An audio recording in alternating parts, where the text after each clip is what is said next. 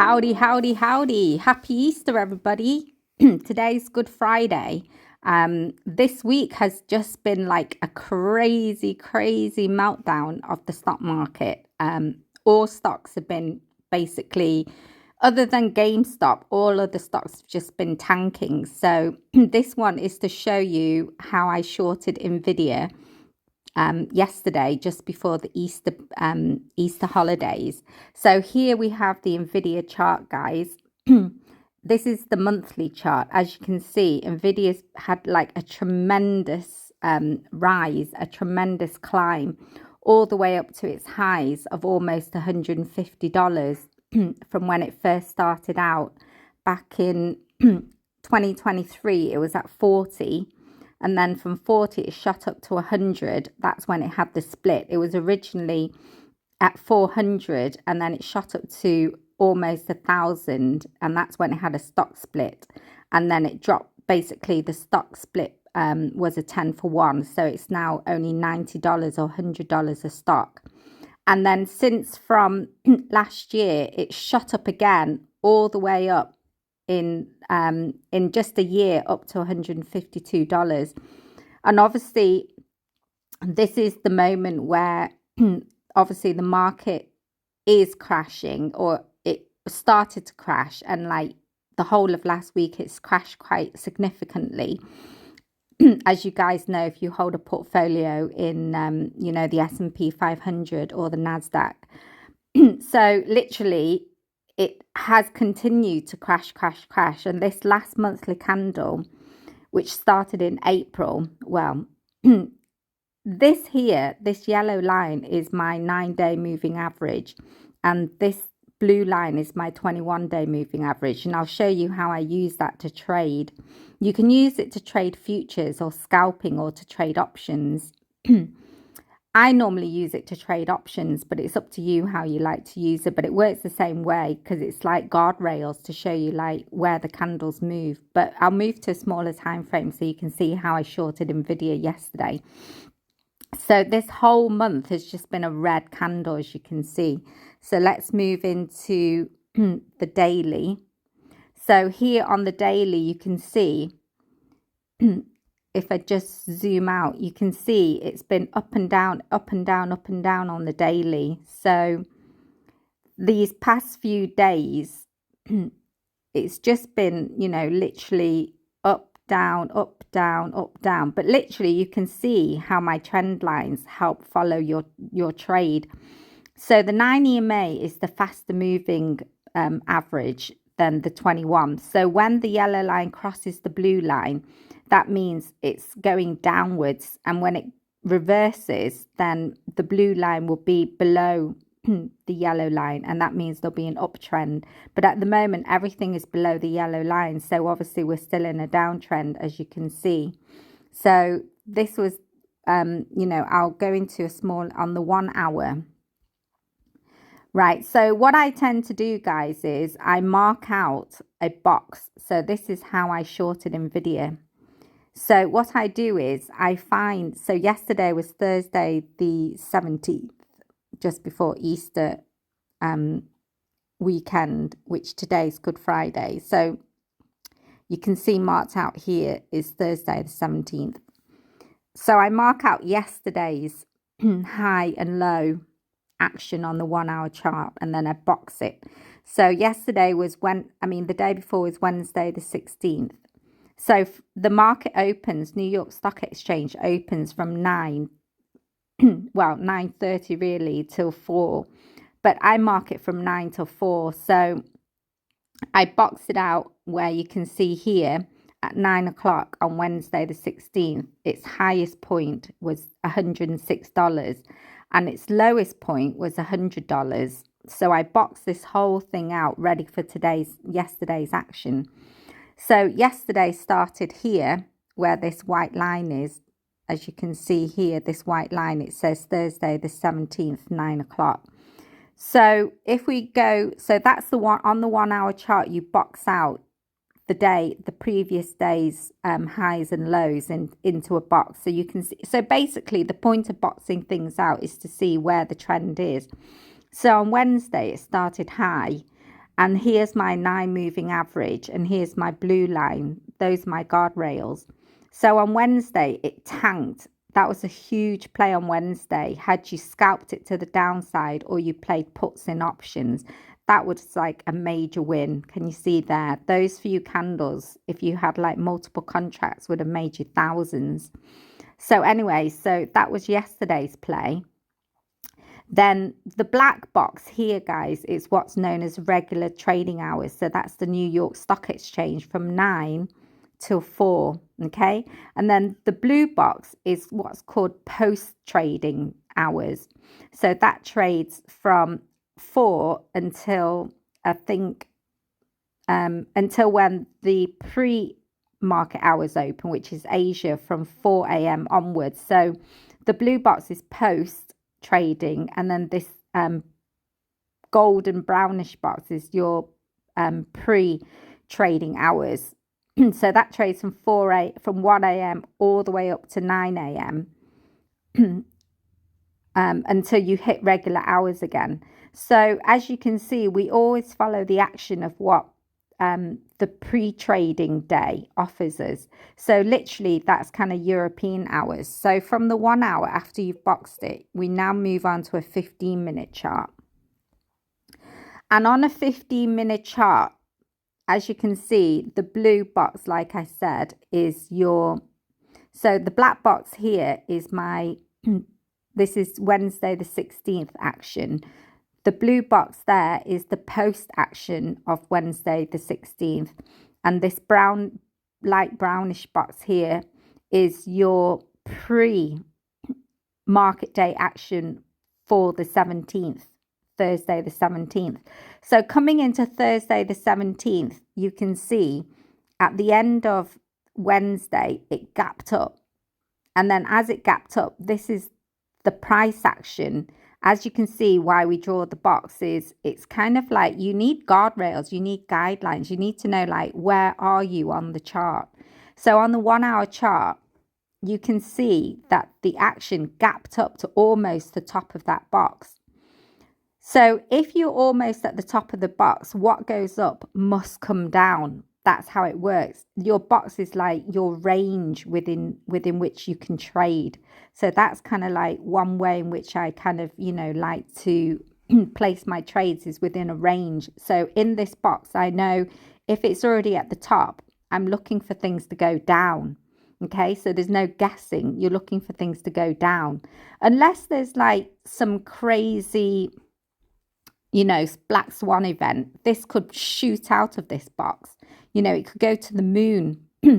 But if that doesn't happen, so this is why when you're trading, guys, always have like Yahoo on, Yahoo Finance, or some kind of news channel on, so that you can follow, any news that's happening, right now on the day that you're trading, in case there is like a black swan event that can, send it out of this 1 hour box that you've already boxed in for your day trading. So as I say, it gapped up from Wednesday post-market into pre-market and hitting the hitting the top of this box. So now I'm watching it as it's entering towards, UK time, which is 9 a.m., starting, the New York Stock Exchange, which opens UK time about 2 to 2:30. So as we're entering pre-market, you can see it's gone to the top. So it's just making its way back down. Look, it's going higher, lower, higher low, and then low to go lower. So if I expand this a little bit, you can see. And the reason why I use the 9 and the 21 EMA, the yellow line is the 9 EMA moving average, and the 21 is the 21-day moving average. So you can see already in the pre-market right here, guys, right here, the crossover. Can you see this crossover right here? Where that 9 EMA crosses underneath that 21, that is the start and your signal that as you're going to enter regular trading hours when the New York Stock Exchange opens, it's downtrending.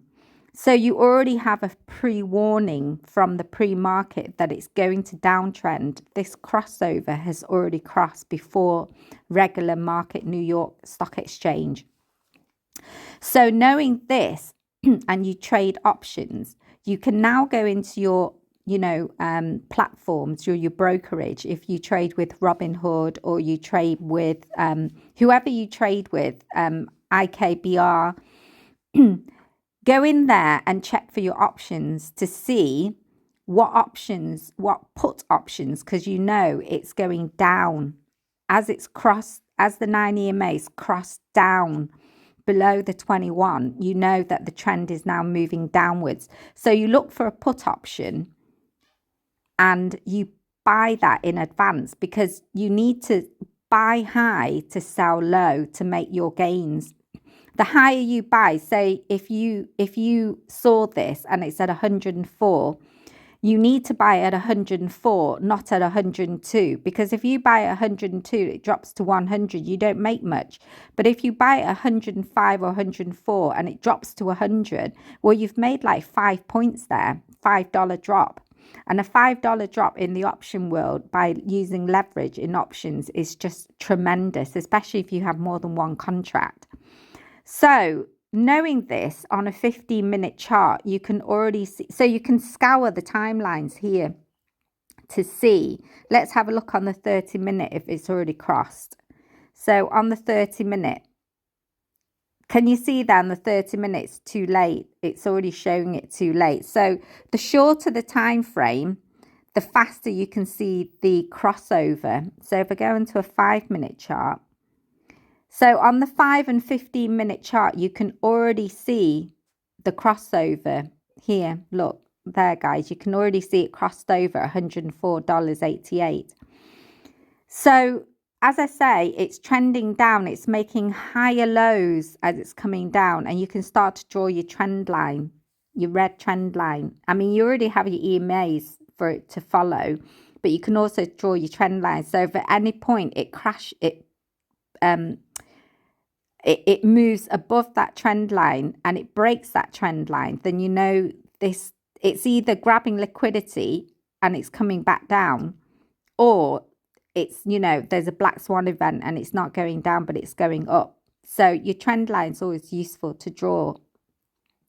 So in the 5-minute, guys, I've drawn my trend lines, obviously from this point here. From this point here, guys, I've drawn my trend line connecting at least 2 points, either the wicks or the body, but connecting more than 2 points to make it valid. And then from here, I drew another one to follow it down. And then from there, I drew a third one to follow it down. Okay, so that's on the 5-minute chart. And as you can see, the 5-minute chart shows you this huge, crazy red boom boom candle going down, down, down, down. That's crazy gains in 5 minutes, guys. So we don't trade on the 5-minute. I go to either the 3-minute or I prefer the 1-minute chart to get good entry. So on the 1-minute chart, I have a technique whereby, I mean, a lot of people do use this technique, but I swear it does work. So you can try it. You can test it on, your brokerage account, or even on Trading 212. You can like map it out on Trading 212. I've got a link down below, guys, for free trials. I mean, the whole platform is free unless you want, all the bells and whistles. You can pay for it. But anyways, on Trading 212, guys, you mark out with this blue box that you can see here. Let me try and get it up. This blue box, guys. You mark this your 1-minute candle. So this 1-minute candle was generated at 9:30. So this is as New York Stock Exchange open. I waited for this one candle to close. So at 9:30, this 1-minute candle closed and I boxed it instantly. And then the drop happened straight after that 9:30 candle. So where I put in that arrow, as soon as it broke that box to the downside, I placed my trade. I opened my trade. So in my options, oh yes, the other thing to mention is when you trade NVIDIA or any stocks, you need to have an indication or an idea of the measured move, they call it. So how much does the stock move in a day. You need to have that because in a day, the stock cannot move more than that unless there's a black swan event. And it may sometimes move a little bit less, but on average, in a day, NVIDIA moves about $4 to $5, or the highest it can go in volatile times when a lot of people are trading is maybe up to $7 to $10. But on average, it moves about $5 to $6. And on this occasion, it went from 104 down to 100. So that's like a $4 move, which is on average.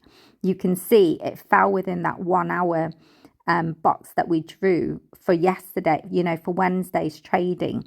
So it stuck to the principles of the measured move. So I know that NVIDIA, when it drops, it's going to drop about within that 1 hour range. So the 1 hour range ends at $100. So I went into, my brokerage and I purchased the put option. So that's selling the stock. So I purchased the put option for round about, you can go cheap. The further out you go, the cheaper it is, but then you don't make much gains. But then you can have more contracts. It's up to you how you play it. But if you buy like the $90 compared to the $100, it's a lot cheaper. But then you can buy more contracts that way to build out your gains. But if you have more money, you can go closer to your target price. So you can go anywhere between $90 to $100 to buy your put. And then you just leave it there because it's like a 0 DT. You're buying it for that day's trading. Obviously for options, it's a week.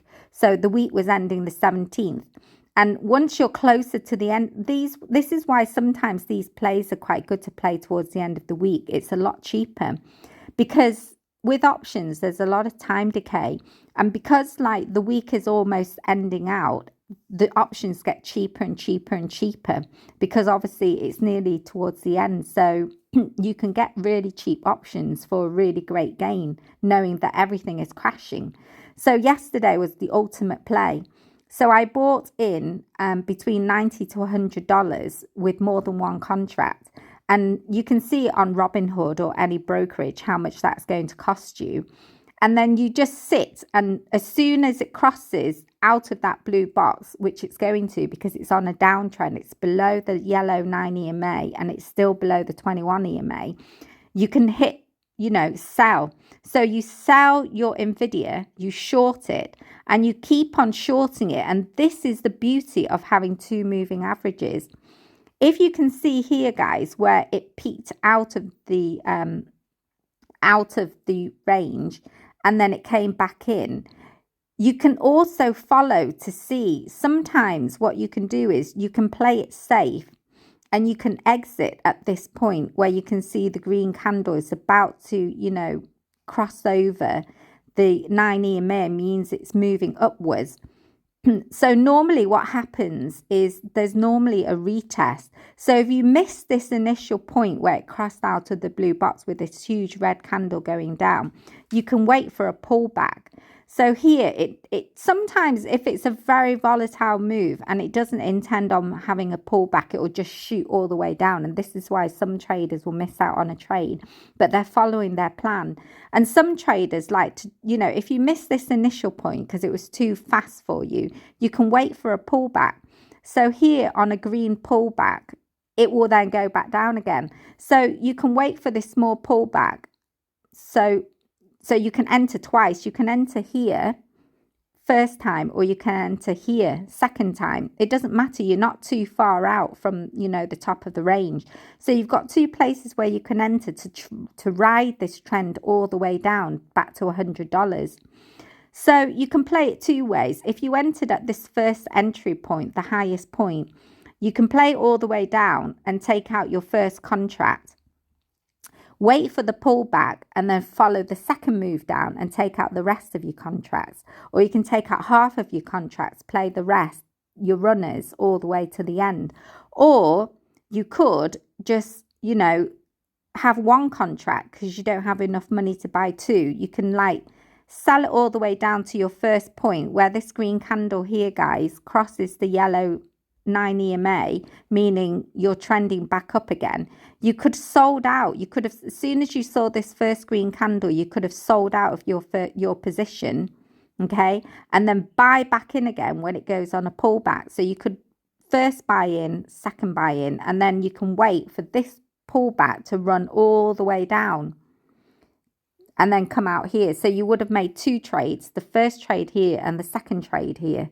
So that would have been two winners in a day, and that would have like set you up, you know, for that day. You wouldn't need to do anything more depending on how many contracts you played. So that's how I played Nvidia, how I short sold Nvidia on Thursday. You can also scalp this. With scalping, it's a little bit trickier because you need to have, you know, you need to be aware of margins. If you don't have enough in your account to trade and you're not leveraged, but you're only working off your own cash, said you had $100 and this pullback took you beyond $100, well, you'd be out of your trade if you were doing futures, you know, scalping. If you know, to trade futures, you can scalp this all the way down and hold back during the pullbacks. And then, or what you could do is you could wait until you saw really great entries and catch it like on this red candle, and then just follow the whole scalp for the red candles and then jump out as soon as you saw a green candle forming. And then that way you wouldn't be in too much of a drawdown if your account size isn't big enough to take the drawdown. Because as soon as it, you know, goes beyond your account size for drawdown, where you'd be knocked out of, you know, you'd be liquidated, as they say, and you'd be knocked out of your position. And then you'd lose, like, say if you had 100, you'd lose the whole 100 when it was still going down. Do you see what I mean? So scalping can be a little bit, you know, tricky that way. So that's why I tend to, you know, prefer options. The only thing with options, you need to trade with the trend because options decay over time. I mean, this trade took from 9:30 until 10:30, so it's only an hour's trade. So in the options world, you can hold that, you know, option for, you know, an hour, especially if it's like on the day or closing out. It's not too bad. There's not much decay in an hour. But if you were to, like, say, buy, you know, the option at the start of the week, then this may cost you a lot more, but then you still have time decay on your side because, you know, the fact that you've got a whole week to play out. But either at the beginning or at the end, it's quite good. That's what I try to do, because the closer that you purchase your options, the cheaper it is. And if you know that it's trending downwards, following your, you know, moving averages and where you enter and where you exit, then you're pretty much certain. The only time that this doesn't play out is if there was like a black swan event, which changes, you know, the trajectory of your trade. So this is why it's really good to keep an eye on this trade. You're on the 1 minute, so you're only here for an hour to watch this and then get out of it once it's done. The other thing is to always have, you know, the news on in the background. So as soon as there's breaking news, you know what to do. You know, either cut your trade, or if the news is going to help you trade, then you know you can hold it a little bit longer. And, you know, if there had been, you know, some really crazy detrimental news about Nvidia, then you knew this stock could have gone beyond that 1 hour box and you could have held it a bit longer. But in actuality, it just followed the 1 hour box. And as you can see, it kind of like started to make its way back up again. But normally a stock only moves about $4 a day for Nvidia, so there's no way it will go all the way back up to the top in the same day. It can only make it halfway back. So sometimes you could be quite, you know, canny, and you could catch it on the way back up. But then I would say this whole move was like enough for the day. I mean, if you miss this whole move down, then you know what comes down must go back up again. So if you for some reason you miss this whole move down during the morning, you can wait for a good price point down here and move it back up, and then, you know, wait for the EMAs to show you when it was crossing over, and then do a ride back up. So as you can see, you would have had like a few chances. You would have had a chance here to go from 100 back up to 101 there, or you could have ridden this here back up to 102. So anyway, guys, that's just a quick recap of my NVIDIA play on Thursday. And every single day, the stock market will offer you this. Obviously, in this particular week with Trump tariffs, everything's been tanking. So I played Tesla and I played NVIDIA and I played Palantir. All three are the same. However, Tesla and Palantir wasn't as straightforward as NVIDIA. NVIDIA was more of a straightforward, all the way down from top to bottom. Whereas Tesla kind of, played about a bit, and so did Palantir. But anyway, guys, those are the top three stocks that I tend to trade because there's a lot more liquidity. There's a lot more traders. There's a lot more people buying and selling in. So it's easy for you to get in and out of your trades. And basically your bid and ask spreads are a lot tighter. So, you're not being played by market makers. So, you're not, basically losing out on getting a good price in and a good price out. That's where mostly market makers make most of their money. So within these bigger, blue chips stocks, you can basically make some really good, decent trades. But anyways, guys, that's like my Easter egg for Easter. So hope you guys enjoyed that, and catch you on the next recap of my trading for these blue chip stocks. Okay, over and out, guys.